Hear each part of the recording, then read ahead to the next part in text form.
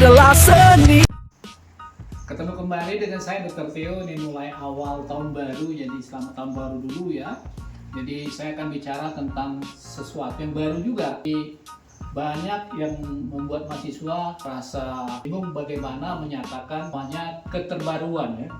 Keterbaruan atau novelty. Kalau ditanyakan keterbaruan atau novelty, baik waktu seminar pra proposal atau waktu proposal, ini jadi masalah gitu ya, baruan gitu ya, atau novelty yang sering didengung-dengungkan. Apa novelty-nya penelitian ini gitu ya. Jadi tolong diingat, kalau kita ngomong penelitian pasti ngomong tentang data ya. Jadi kebanyakan novelty itu ada 4 hal nanti yang dibicarakan ya. Salah satunya nanti nomor 1 adalah novelty itu karena belum ada data ya, no data. Makanya sering argumentasinya kalau sudah ada data, ngapain lagi diteliti ya. Yang kedua kebanyakan karena alasan kedua few data atau scarce data ya, scarce data. Datanya masih kecil atau kekecilan gitu ya. Sehingga orang masih meragukan ini nanti generalisasinya kemana? Generalisasinya kemana gitu ya? Generalisasinya kemana gitu. Kemarin ingat di YouTube saya sebelumnya, generalisasinya kemana? Tentang hierarki sampling ya. Generalisasinya kemana gitu ya. Ini yang dipertanyakan karena masih sedikit datanya atau scarce data. Orang akan meragukan apakah hasilnya itu hanya berlaku di satu institusi, bisa ke beberapa institusi, atau kalau dari satu desa bisa ke kecamatan atau mewakili provinsi. Ini yang kadang-kadang jadi masalah ya, atau mewakili suatu negara ya. Jadi few data, scarce data, apalagi kalau memang studi observasi ya, atau RCT. Macam contoh kalau RCT kita tahu bahwa trias WHO untuk pemasaran obat itu minimal sampel trias WHO ya, tolong diingat, untuk pemasaran obat itu minimal sampel itu 300, yang kedua 3.000, yang terakhir 30.000 ya. Jadi kalau kita ingat di tahun 2020 kemarin ya, 2020 kemarin waktu kasus Covid, nah di Indonesia Sinovac itu pakai yang 3.000 ini ya penelitiannya, tolong diingat dulu. Jadi ada memenuhi standar trias WHO supaya generalisasinya bisa mewakili suatu provinsi ataupun ke negara. Few data, scarce data bisa. Yang tapi utama adalah no data, membuktikan. Jadi kalau kita ngomong penelitian adalah ngomong soal data gitu ya. Jadi membuktikan apakah kerangka teori kita itu benar, ada nggak nantinya. Jadi yang ini akan menggambarkan, satu lagi tolong diingat, adalah kalau tidak ada data, kita tidak tahu berapa besar masalah, how magnitude the problem is ya. Nah ini harus tergambar daripada nanti kalau kita buat di latar belakang ya, how magnitude the problem is. Jadi no data, few data, scarce data untuk memenuhi syarat sesuatu ya. Atau lagi kalau di baru juga studi observasi untuk cross sectional itu ya terbaik adalah minimal 300 sampel walaupun tidak dinyatakan secara eksplisit gitu ya.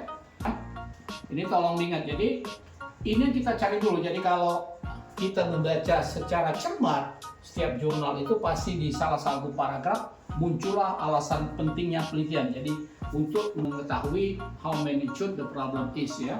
Jadi salah satu alasan pentingnya penelitian adalah karena belum ada datanya gitu ya. Jadi ini dulu yang masalah utama yang harus kita lakukan suatu penelitian ya. Nah, yang kedua dari keterbaruan itu, jadi kita mencari data baru ya. Yang kedua adalah kalau tadi no data adalah upgrading data ya, upgrading method ya, metodologinya atau data gitu ya. Jadi misalnya keterbaruan itu selama ini penelitian kebanyakan misalnya memakai data retrospektif ya, data retrospektif. Nah yang kita lakukan sekarang adalah yang prospektif ya, retrospektif ya, atau disebut juga data sekunder gitu ya. Kita sekarang ke prospektif menjadi data primer ya. Jadi data prospektif atau data primer jadi data sekunder gitu ya. Menjadi sekunder gitu ya. Sorry, terbalik, maaf. Jadi data sekunder menjadi data primer gitu ya. Apakah ada persamaan ya setelah kita rubah dari sekunder menjadi primer gitu ya. Data sekunder menjadi data primer gitu ya. Itu yang pertama alasannya ya. Jadi data, upgrading data atau metode.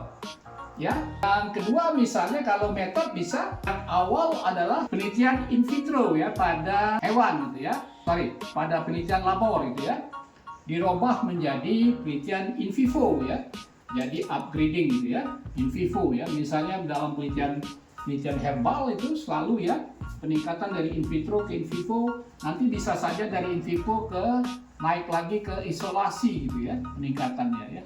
Jadi kita mengupgrade daripada metodenya gitu ya. Tadi ini dari mengupgrade datanya, ini mengupgrade metodenya. Mengupgrade metode juga bisa misalnya dari serial kasus atau case series jadi studi observasi gitu ya. Studi observasi gitu ya. Kita tahu kalau case series itu akan mencari korelasi dalam bentuk R, korelasi atau R kecil itu ya. Kalau sudah observasi bisa odds ratio, bisa prevalence ratio, bisa relative risk. Oke? Jadi kita mengupgrade daripada metodenya serial kasus menjadi studi observasi. Yang terakhir adalah yang kebanyakan adalah yang terbaru sekarang, yang kebanyakan dilakukan di mana-mana ya di penelitian adalah bukan mengupgrade ya, merubah studi ya.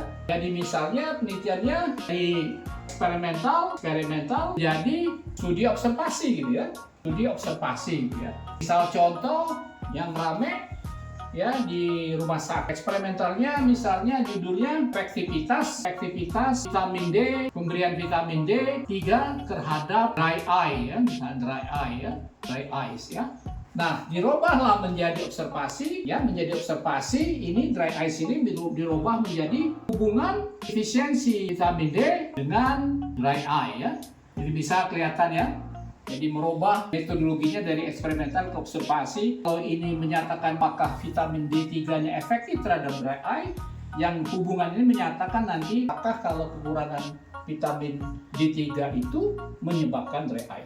Itu dulu, nanti kita lanjutkan alasan yang ketiga dan keempat. Terima kasih telah menonton, silakan subscribe, like, and share. Ciao.